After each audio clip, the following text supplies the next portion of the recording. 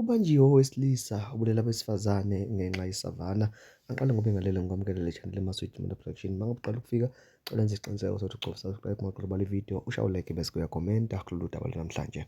Kwenza kwethu udaba engizingano njengamanje lumayelana nalo wesilisa umbona esithombeni sakho ogama lakhe uMaliyehi oneminyaka u-34 waseLesotho. uMaliyehi lo bekade vele enkantolo yaseBloemfontein ngecala lokuphatha isiphambano esingemthetho kanye-ke necala lokubulala. Uboshwa nje emva kokuba Dubule abulala amantombazane amabili ngenxa yesavana. Oziboneleke noma-ke ongufakazi uthi-ke le nsizwa ibonakale iphuma ethaveni ihamba-ke namanye amantombazane amabili kanye-ke nabangani bayo sekuhlwileke ethaveni yakhona le eBloemfontein.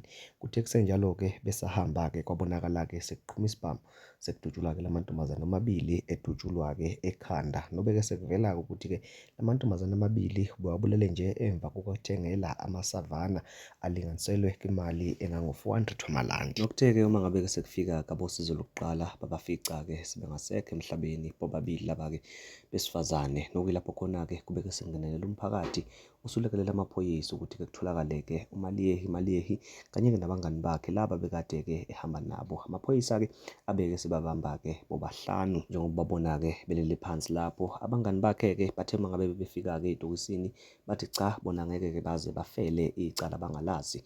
Bamkhomba bathi-ke nangu odubulile, nangu bekade-ke ephethe isibhamu. Namhlanje-ke bekade-ke vele yedwa uMaliyehi enkantolo yaseBloemfontein ngalo-ke leli cala. Kube-ke sekutholakala-ke nokuthi-ke kahle kahle owaseLesotho njengoba-ke lapha eMzansi Afrika akanawo amaphepha amgunyazayo ukuthi-ke abe ngapha. Kube-ke sethezwa-ke icala lokuphatha isibhamu esingekho emthethweni, icala-ke lokubulala kanye-ke necala lokuba-ke kuleli ngokungomthetho. Kanti-ke abangani bakhe laba akade-ke ehamba nabo enza-ke lo mkhuba bona badedeliwe sebezosebenza nje ngokuthi-ke bafakaze njengoba-ke bevumile ukuthi-ke uyena odubulile. Kanza kwethu kuyingozi utshwala, kubuhlungu ngoba-ke abantu abaningi bayabuthanda futhi bayabuthokozela ngoba-ke kubalethela injabulo, kodwa-ke kuhamba kube yingozi uma ngabe usuthatha ukubheka izinto ey'ningi eziyaye-ke zenziwe uma ngabe-ke abantu bedlekela izidakamizwa uma ngabe sebebheka ngakusasa ney'nqumo bekade-ke bey'thatha ukuthi-ke zibafaka enkingeni engakanani.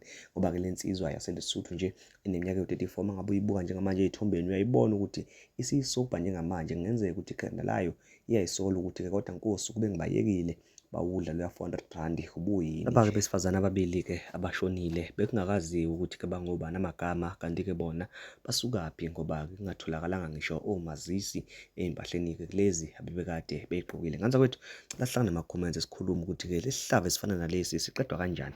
Uzokhumbula ukuthi-ke nangonyaka odlule kwake kwashona iy'ngane ey'ncane ezamantombazane nazo-ke futhi ezazimbili ezazineminyaka ewu-18 enye-ke ina-19 nazo zafaka buhlungu zidutshulwa-ke ubhuti wayekade-ke ey'phuzisa zingasafuni-ke ukuhamba naye. Nganza kwethu asihlangane nama-comments, ungakhohlwa ukusubscribe nokulike. Ngiyabonga.